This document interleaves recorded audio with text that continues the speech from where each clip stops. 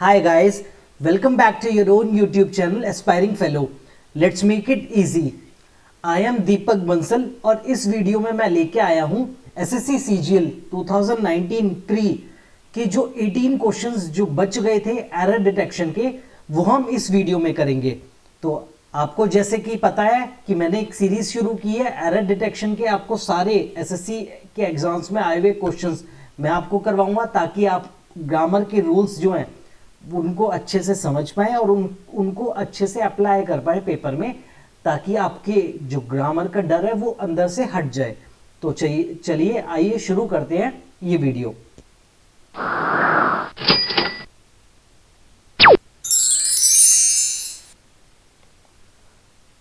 देखते हैं first question जो आया था हमारा 6 मार्च 2020 फर्स्ट शिफ्ट में जो हमारा क्वेश्चन आया था, Those who are late, they will not be allowed inside the classroom.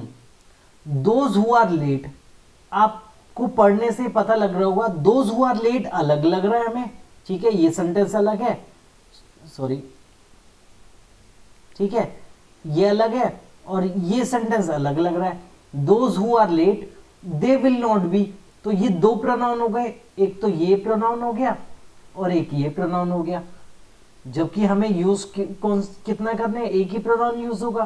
तो देख लेते हैं, दोज ये हमारा प्लूरल प्रोनाउन और ये हमारा रिलेटिव प्रोनाउन। हु के बाद क्या आ रहा है, आर, आर किसके अकॉर्डिंग है, दोज के अकॉर्डिंग। तो यहां तक जो है हमारा सेंटेंस सही हो जाता है, ठीक है, क्योंकि प्लूरल आ रहा है, क्योंकि दोज हमारा प्लूरल है। दोज हु आर लेट, अब दोज हु आर लेट, जो लेट है उनके बारे में ही बात हो रही है, तो will not be allowed inside the classroom, जो लेट है उन्हें क्लासरूम में आने नहीं दिया जाएगा। तो हमारा ये जो लेट है प्रोनाउन, ये हमारा एक्स्ट्रा है, ये हमारा सुपरफ्लुअस हो जाता है। दैट मींस सुपरफ्लुअस का मतलब क्या हो गया, हमारा इसकी रिक्वायरमेंट नहीं है, तो हमारा यहाँ पर दे नहीं आएगा। हम रूल पढ़ लेते हैं, they should be remove from the sentence because who is a relative pronoun for the main pronoun.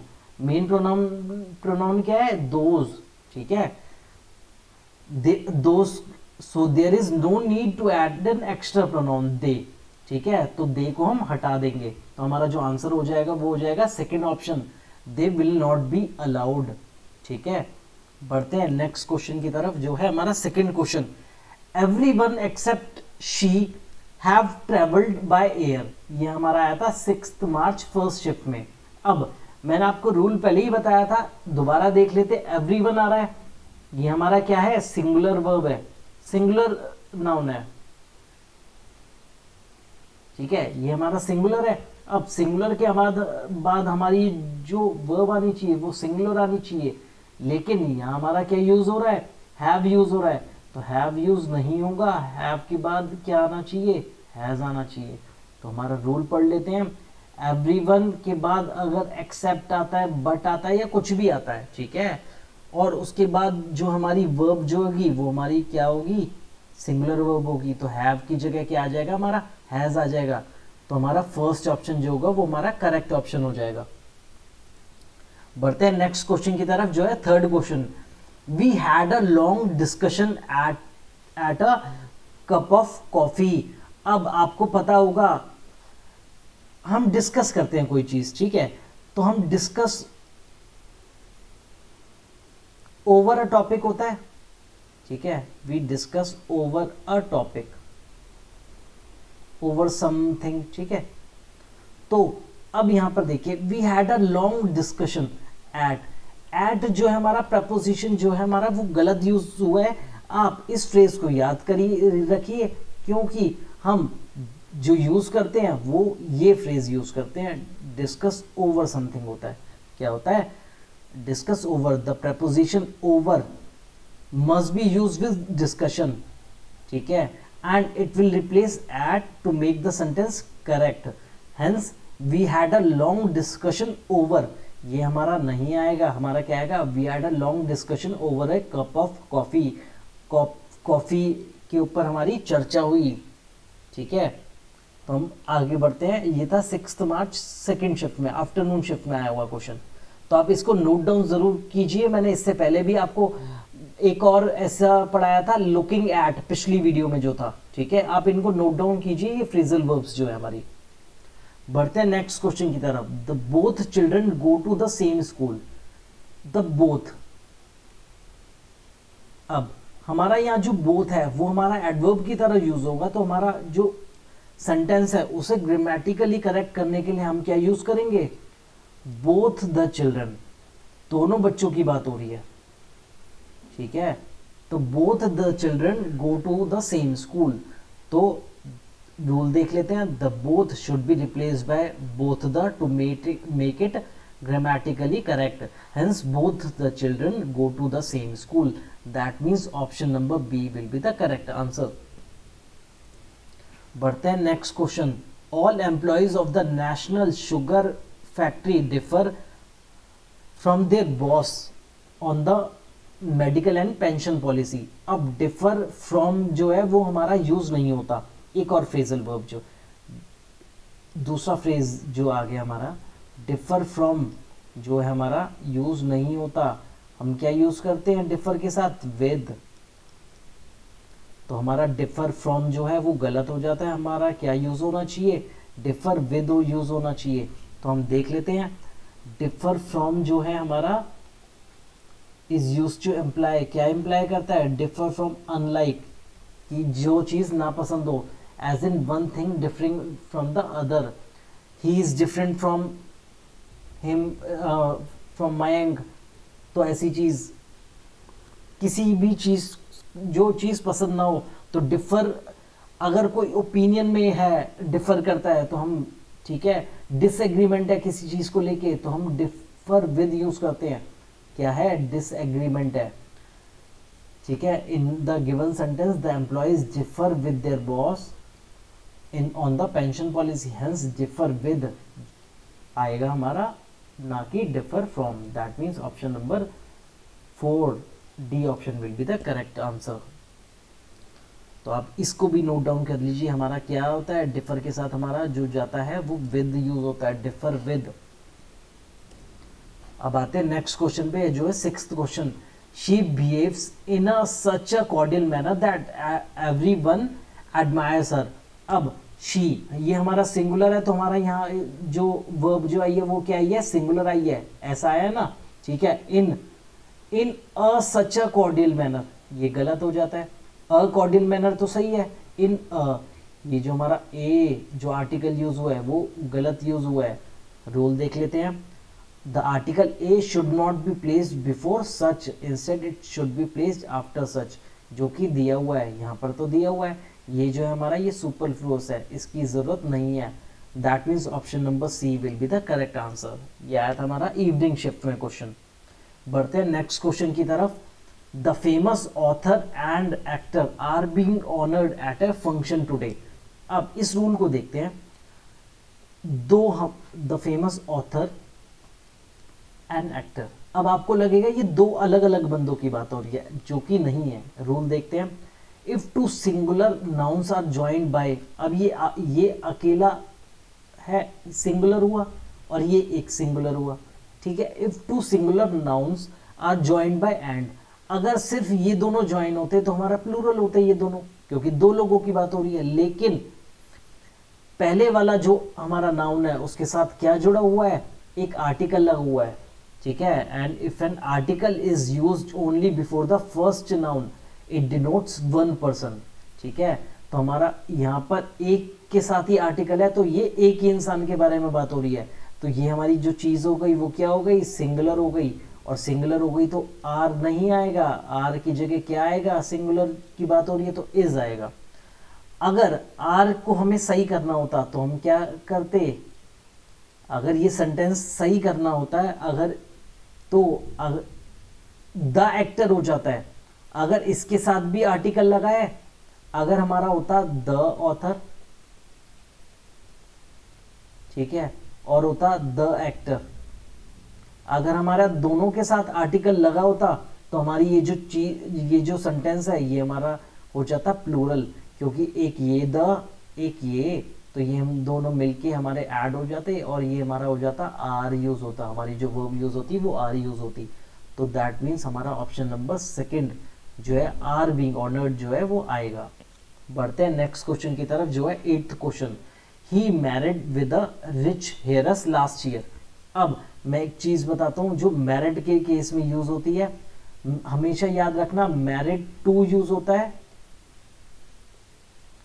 ना कि विद नहीं आता, ठीक है, ये यूज होता है, विद जो है हम यूज नहीं करते हैं, ठीक है।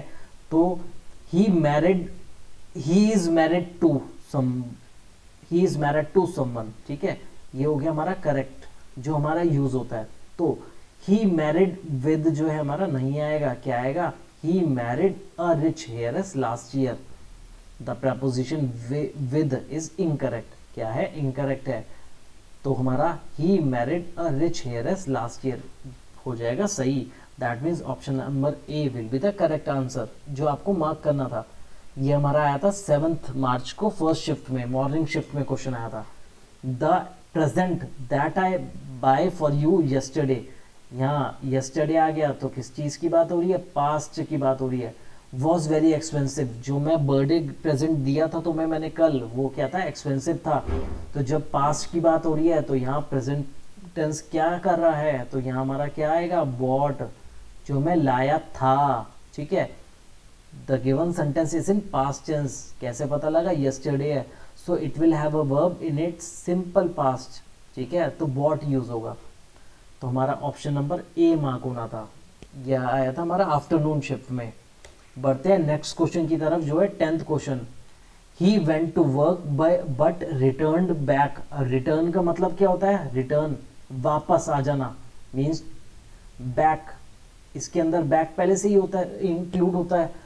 देखिए रूल क्या कहता है, रिटर्न का मतलब क्या होता है, गो बैक, वापस जाना, ठीक है। और यहाँ पर बैक दोबारा लिखा है तो हमारा ये क्या हो गया, सुपरफ्लुअस हो गया। सुपरफ्लुअस मीन्स अननेसेसरीली हमने दो अलग अलग वर्ड यूज किए लेकिन उनका मतलब जो है वो सेम है। तो हम एक को हटा देंगे, हम क्या करेंगे, ये बैक को हटा देंगे, ये इसको इंक्लूड नहीं करना है। तो रिटर्न का मतलब क्या होता है, गो बैक, ठीक है। तो हमारा जो बैक है वो क्या है, सुपरफ्लुअस हो जाता है। तो हेंस आंसर जो हो जाएगा, but return immediately, he went to work but return immediately, ये हमारा जो है कट जाएगा। तो ऑप्शन नंबर ए जो है आपको मार्क करना था।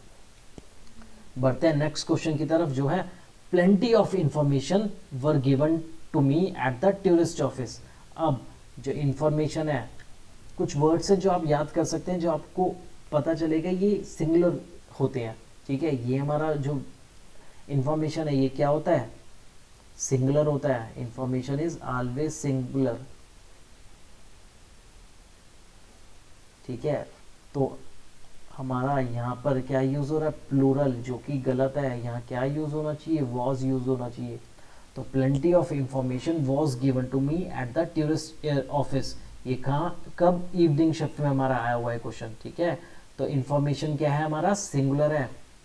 इंफॉर्मेशन हमारा सिंगुलर है तो हमारी सिंगुलर वर्ब आएगी, और सिंगुलर वर्ब क्या है, वॉज है, वर नहीं है। तो हमारा इसको जो है हम काट देंगे। That is option number B will be the correct answer. बढ़ते हैं नेक्स्ट क्वेश्चन की तरफ जो है हमारा 12th question, as a little child she was afraid of from darkness. अब आपको मैं बताऊं, अफ्रेड, इसको भी नोट डाउन कर लीजिएगा। मैं आपको बताता जा रहा हूँ, जो जो फ्रेजल वर्ब्स आ रहे हैं उनको प्लीज नोट डाउन कर ले, ये आपके लिए आगे चल के बहुत इंपॉर्टेंट रोल प्ले करेंगे, आपके बहुत काम आने वाले। अफ्रेड ऑफ होता है, अफ्रेड फ्रॉम जो है वो नहीं होता है, ठीक है। अफ्रेड फ्रॉम नहीं होता है, afraid of, he is afraid of darkness, ठीक है। तो as a little child she was afraid of आएगा, afraid of darkness is the correct phrase, ठीक है। तो option number D will be the correct answer. From की जगह हमारा क्या आएगा, ऑफ आएगा, इंपॉर्टेंट, ठीक है। आप नोट डाउन कर लीजिएगा ये फ्रेजल वर्ब। तो ये आया था इवनिंग शिफ्ट में, 7 मार्च की इवनिंग शिफ्ट में।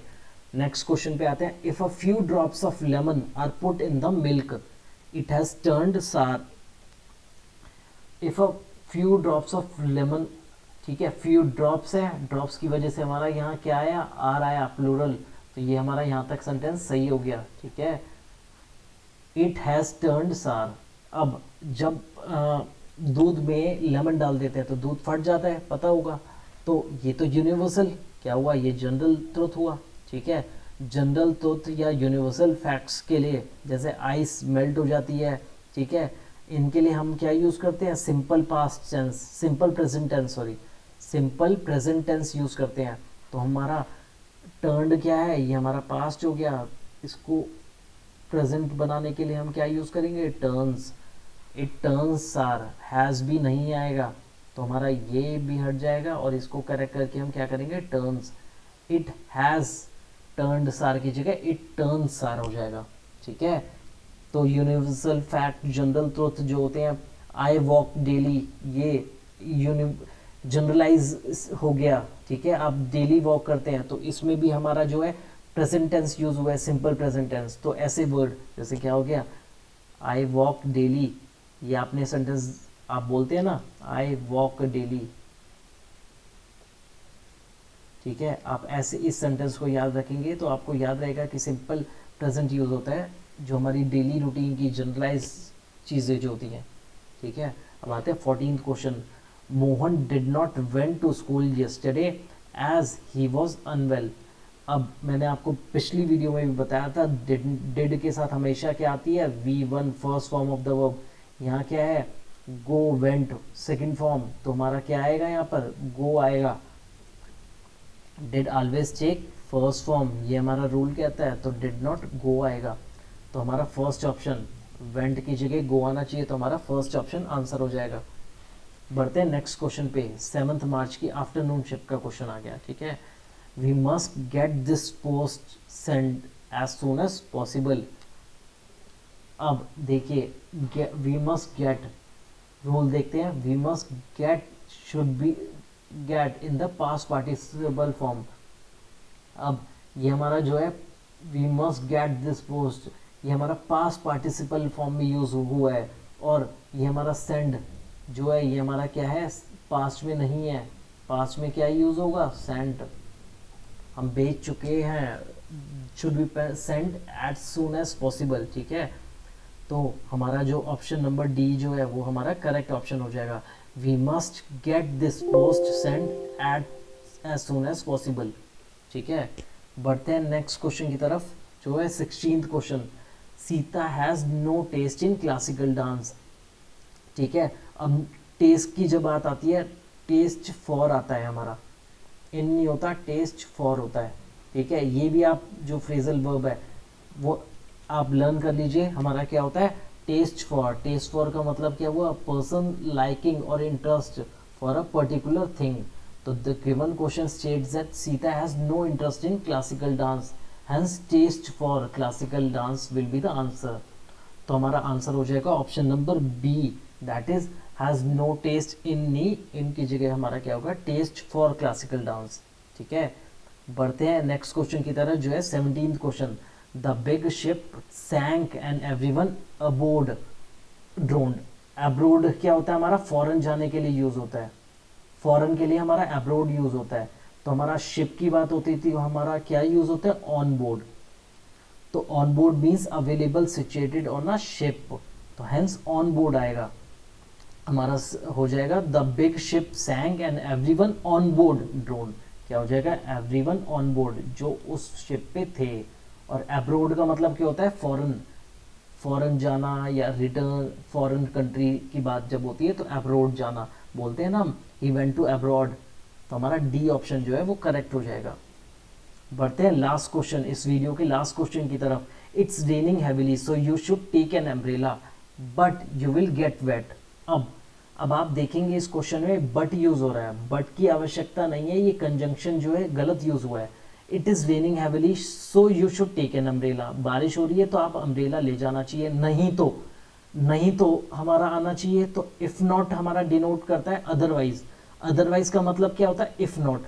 if it is used for saying that if one thing does not happen something else will happen.